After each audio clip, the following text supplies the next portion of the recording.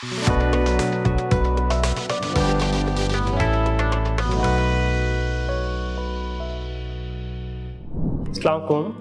আমার নাম শৈবাল বিশ্বাস, আসছি চিটাগং থেকে।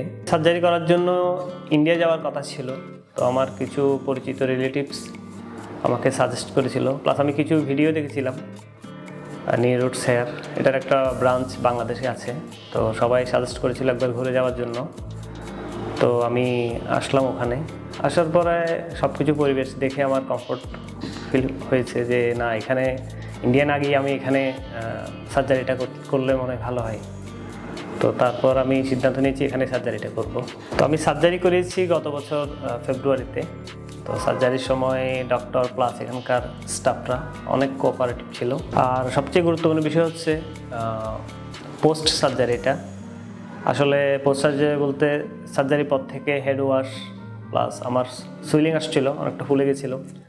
তারপর মেডিসিনগুলো প্লাস পিআরপিগুলো আমি সঠিক সময় নিচ্ছি কিনা, সবসময় টাইম টু টাইম এখান থেকে আমাকে ফোনে কন্ট্যাক্ট করা হতো যে আমি সব কিছু ঠিক মতো নিচ্ছি কিনা, পিআরপিগুলো কখন নিব, সব কিছু টাইম আমাকে জানানো হতো।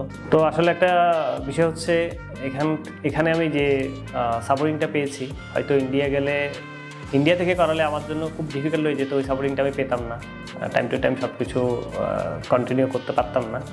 তো এই জিনিসটা সবচেয়ে আমার ভালো লেগেছে, এখানে ওনারা যথেষ্ট হেল্পফুল এবং কোঅপারেটিভ ছিল এই সব কিছু বিষয় নিয়ে।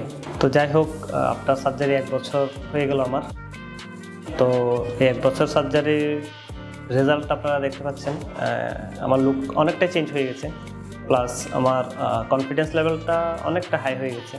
বিফোর সার্জারি আসলে কনফিডেন্স লেভেলটা এত লো ছিল, কোনো কাজ করতে গেলেই আমি এটা 100% এফোর্ট দিতে পারতাম না। তো এখন সার্জারির পরে আমার কনফিডেন্স লেভেলটা অনেক বেড়ে গেছে। তো সবাই আমার জন্য দোয়া করবেন, আর best of luck near roots.